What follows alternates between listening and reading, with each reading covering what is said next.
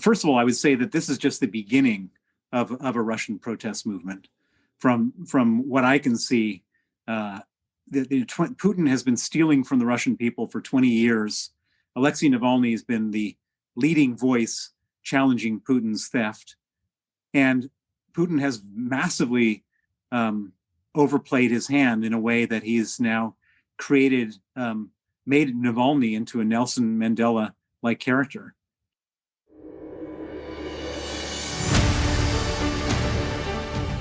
Hi everyone, this is Dana Lewis, and welcome to Backstory. This edition on Russia Unrest. It started when the Kremlin decided to take out the main opposition leader Alexei Navalny with Novichok nerve agent in August. Navalny unexpectedly survived. Fast forward to late January, Navalny's return home.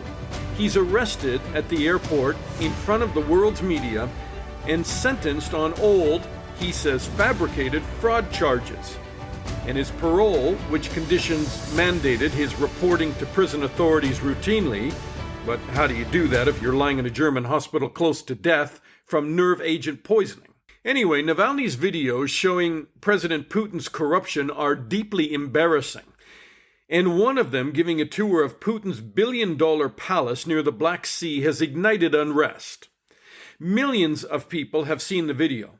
Millions more watched Navalny's arrest, and they answered his call to go to the street January 23rd and express their anger. Tens of thousands of protesters across 11 time zones.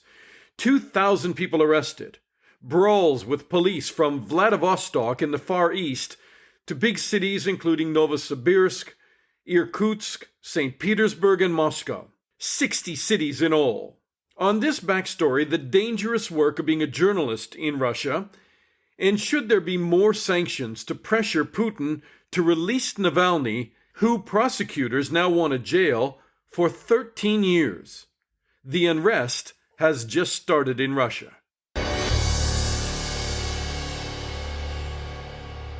All right, joining me now is Bill Browder, who is the CEO of Hermitage Capital Management. And Bill has a long history in Russia. And in fact, tragically, his lawyer at one point was jailed and died in a Russian prison. Bill, there are some scary parallels with what happened to Mr. Magnitsky and what's happening now to Navalny. So Sergei Magnitsky was my lawyer. He uncovered a massive corruption scheme, and he was taken to prison in retaliation for uncovering it, and slowly tortured and killed in that prison on November 16, 2009, 11 years ago. That prison is Matroshka Tishina prison, which is translated into Sailor's Silence prison. And that's the same prison that Alexei Navalny is sitting in today, another anti-corruption activist, and another thorn in the side of Vladimir Putin. Let's talk about what's happening in Russia right now. I mean, there are demonstrations across some 60 cities, unprecedented what we've seen today. Well, first of all, I would say that this is just the beginning of a Russian protest movement. From what I can see, Putin has been stealing from the Russian people for 20 years. Alexei Navalny has been the leading voice challenging Putin's theft. And Putin has massively overplayed his hand in a way that he's now made Navalny into a Nelson Mandela-like character. He provided him an international platform by poisoning him with chemical weapons and not succeeding in killing him. And so the entire Western world is now fully aware of Alexei Navalny. And then Putin sealed his own fate by threatening Navalny with arrest if he returned to Russia, hoping that Navalny would stay out. But in fact, Navalny has risen to the challenge. And by showing that he's neither afraid of poison or prison, he's put Putin in a terrible position, because he's shown himself to be stronger than Putin could ever be. And he's made himself a very attractive figure for young Russians all over the country. Navalny was poisoned with Novichok, a nerve agent, which no doubt was held by Russian authorities, because you don't buy it just at any drugstore. I mean, this is an illegally produced nerve agent, which by the way, Russia's a signature to the ban on chemical biological weapon production. But so they violated that. They no doubt, and you and I spoke before, this is not some rogue operation by the FSB, the Federal Security Service, because to poison somebody as high profile as Navalny within the country, surely it had Putin's consent. No, they wouldn't. It's not like they said, "Hey, boss, can we have permission to do this?" This is Putin's directive. Nobody touches Navalny, nor do they touch Boris Nemtsov, who was murdered in front of another opposition figure who was murdered in front of the Kremlin. I mean, there have been so many people who have challenged Putin's legitimacy who have been killed. The list goes on and on and on. Putin is a murderous, kind of a serial killer, if you will, and he needs to be stopped. All right. I mean, a lot of people would doubt what you were saying a year ago, but suddenly I think this is different now inside Russia, because this has spread like wildfire on social media. There are tens of millions of views of the arrest of Navalny, the case of Navalny, the jailing of Navalny, and then his corruption video, which he put out, which basically accuses Putin of being little more than a gangland mafia state controller who has pocketed hundreds of millions, if not billions of dollars, and built this incredible palace near the Black Sea. The movie is incredible. I'm a expert on Putin's corruption. I've studied it for the last 15 years. But even as an expert, I learned a lot of new things in the movie, and it really makes your blood boil to see the extent of the luxury and the lavishness that Putin has given to himself at the expense of the Russian people. The average Russian can't even get medicine in a hospital, and Putin has vineyards and underground parking garages and underground skating rinks and arbitoriums and just all sorts of crazy stuff at this palace that's like 60 times the land is 60 times the size of Monaco. It's just disgusting. Yeah, don't forget the pole dancing disco, and I might add that some of the protesters were carrying these brushes that you clean toilets with today, because apparently, the brushes in that mansion were purchased for something like $800 each. So they were carrying them as a symbol of corruption. So Bill, look, what is motivating the demonstrations? Is it just Navalny, or is it tough economic times with a pandemic, basically the suspension of democracy there, the extension of Putin's term until 2036 potentially? There are just a lot of things feeding into this now, creating a perfect storm. Well, mainly is Putin has been ripping off the Russian people for the last 20 years. The main thing that's fueling this is the attempted assassination of Alexei Navalny, his arrest, and then Alexei finally calling people to go out into the streets specifically to free him, and enough is enough. Putin took a step too far in this case. Do you think this is going to end quickly, or do you think this is the beginning? Because they have already called for more demonstrations next week. This is going to be like Belarus, and it's going to more people. When people see what happened this week, more people will come out next week, and that's Putin's worst nightmare. Should he be releasing Navalny now to put the fire out, or are we past that? There's no way he can do that. You cannot. In Russia, it's like a prison yard. You can't show weakness. Putin is now a prisoner to his own actions at this point. Why did they stupidly arrest him when he arrived back? They had no choice. When they threatened him with arrest to try to keep him away, that was the moment that they made. That was their big mistake, because by having him come back, they couldn't not arrest him. But by arresting him, they've set off. They've lit the fuse on this situation, which is spinning out of control for them. Will you just look down the road and tell me how you think that how this unfolds now, how the future goes now in Russia? Because a lot of people have always said, if there's a spark, Russia can burn. In terms of people, reaching their end of patience with Putin and the Kremlin, do you think this is the spark now? I don't know. And Alexei Navalny doesn't know, and Vladimir Putin doesn't know. It's anything could happen. What do the Russian people do? What does the international community do? What does Putin do? It's all very uncertain. It's a totally dynamic situation. But what I can say is that this is a mess of Putin's own making. Last question: what should the international community do? Because we talked about sanctions before. It's very clear. For the last 10 years, I've been advocating for a law called the Magnitsky Act, named after my lawyer, Sergei Magnitsky, who was murdered in Russian prison. The Magnitsky Act imposes visa sanctions and asset freezes on human rights violators. Alexei Navalny was one of the many Russian figures who supported the Magnitsky Act, along with Mikhail Khodorkovsky and another Russian opposition figure, Garry Kasparov, Boris Nemtsov, Vladimir Kara-Murza. All the major Russian opposition have realized this is the tool to be used. And this is the tool now which should be used. 31 countries have the Magnitsky Act, and it should be applied to the billionaire bankers and enablers of Vladimir Putin who are funding his regime and allowing him to do this terrible stuff. Bill Browder, thanks. Good to talk to you. Thank you.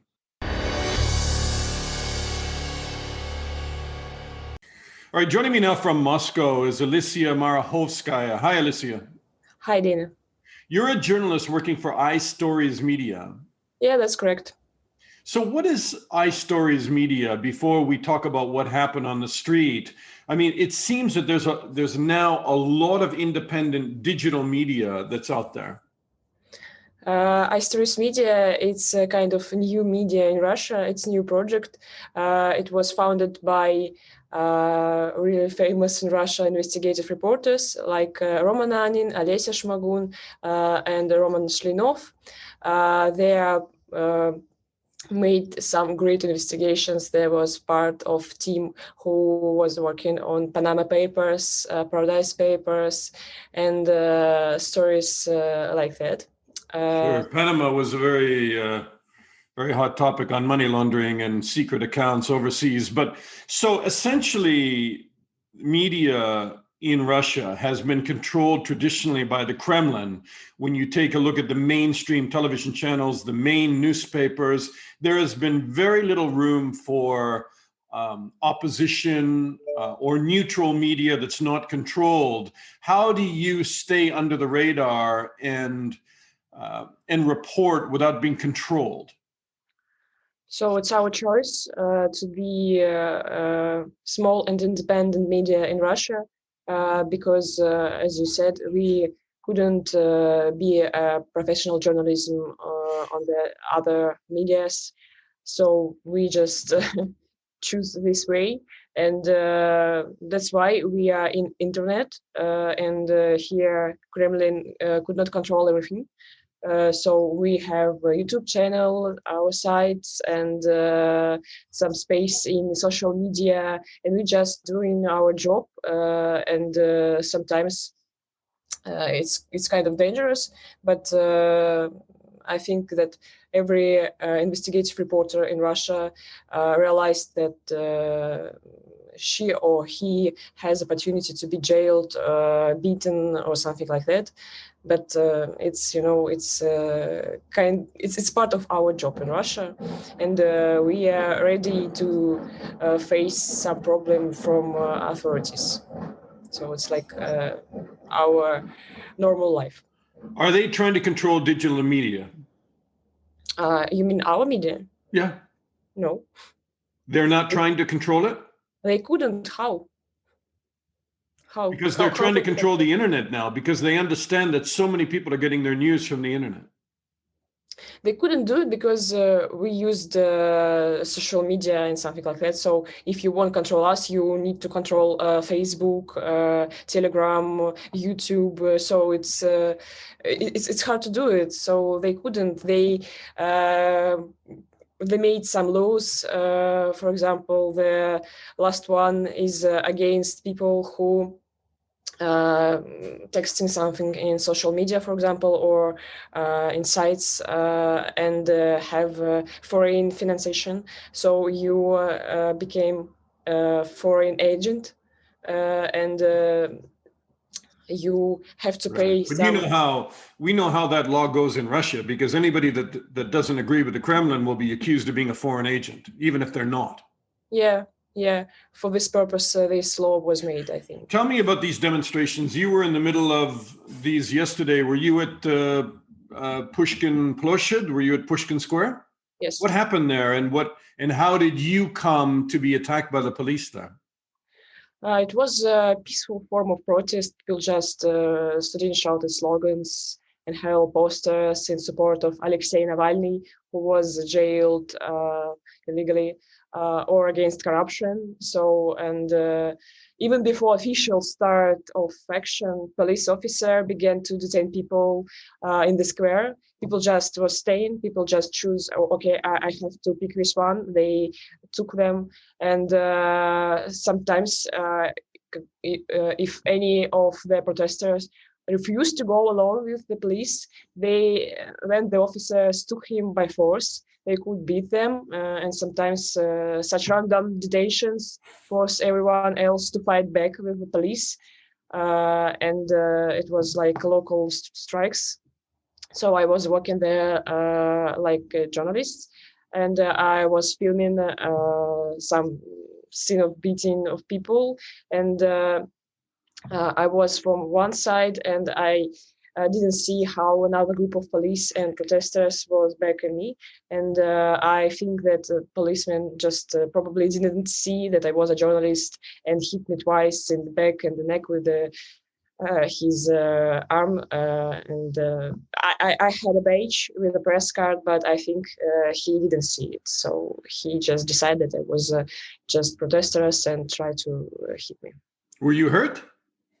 Of course, it was hurt. Yeah, when you just felt it, it's very hard. But now I'm okay.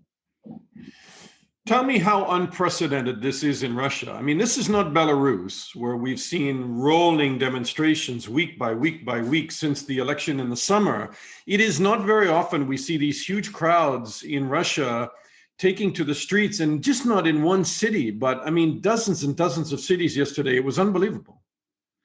Yeah, but if you want to compare with Belarus, yeah, it's kind of different protest because in Belarus people was fighting against the police.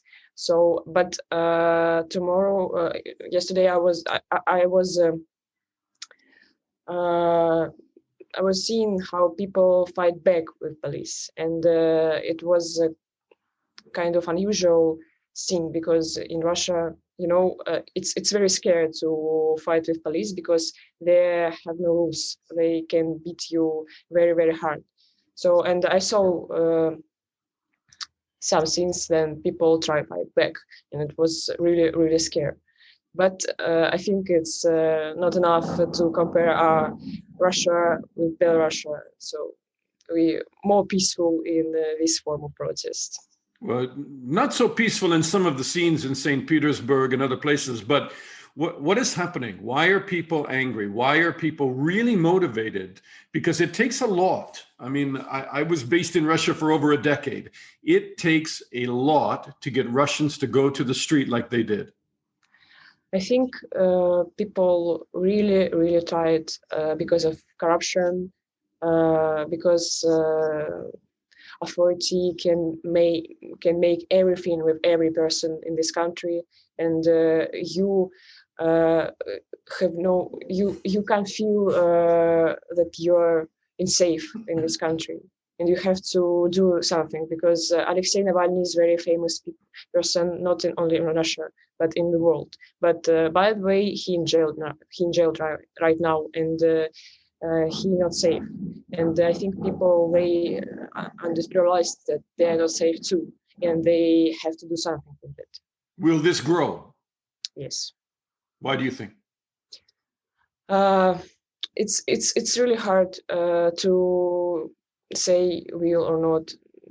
I think it will continue, but I don't know would it be more aggressive or not. So right now we waiting for rejection. We're waiting for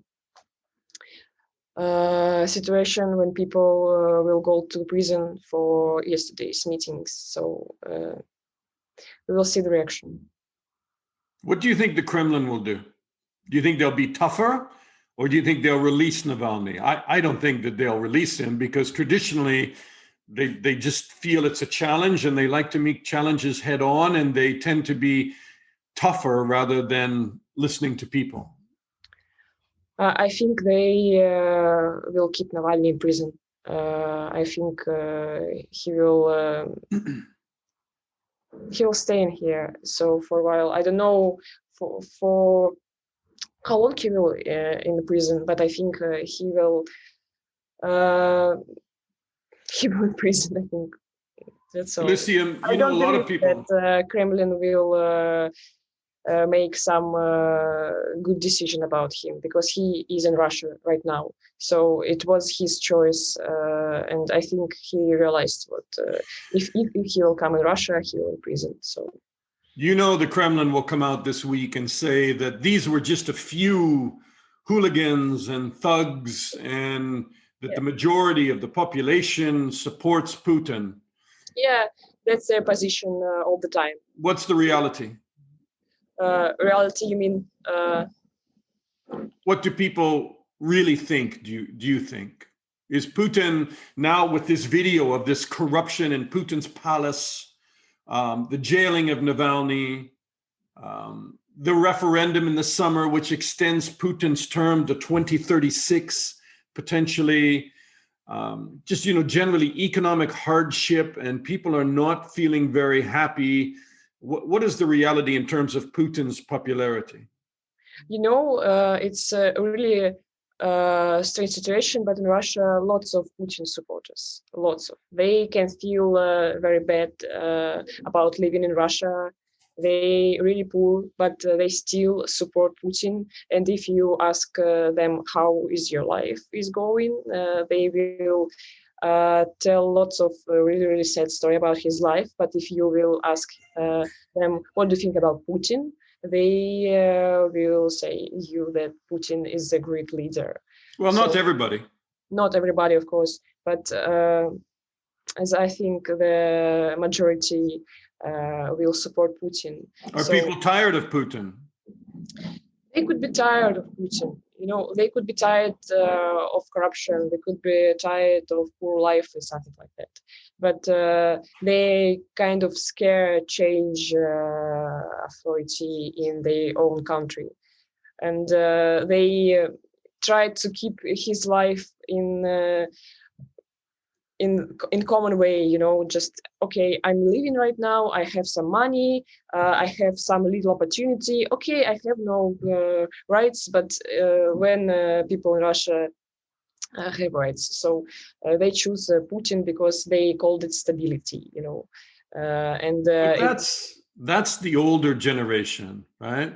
And I think the younger generation, you're part of a new generation, you obviously think different, and people on social media who went to the streets this weekend obviously are beginning to think differently. Yeah, lots of people think differently. But if you talk about majority, I think majority will say what I said just now. Lots of young people, teenagers, so they disagree with this position at all. They don't want to be people who are happy just about to have some little money and that's all. They want to be person with human rights. They want to choose authority in their own country. So they don't want to live with corruption. Of course, they're different, and they just showed yesterday. Last question. I know you're writing stories. Yes. How will your stories be different than the main channels controlled by the Kremlin about yesterday, about this weekend's demonstrations? What would I see in your journalism that I wouldn't see on the main Kremlin-controlled channel? How is it going to be different? because it would be different, but I was just filming what is going on, and it's kind of truth. We will show this scene of violence from the police, and I think the pro-government media, they will talk about, provocation from people who was in the square, and that they just beat police, and then police should react on these actions. But it was a kind of, different. But they will take this way. Aleysa Marohovskaya from iStories, great to talk to you. Stay safe, be careful, and we hope to talk to you again. Thank you for your time. Thank you very much. And that's our backstory on Russia and unrest. Please subscribe to our newsletter at Substack. I'm leading you through the news of the day every few days. And if you can please subscribe to this podcast and share it, I'm working hard on this, and you can help me make it grow. I'm Dana Lewis. Thanks for listening, and I'll talk to you again soon.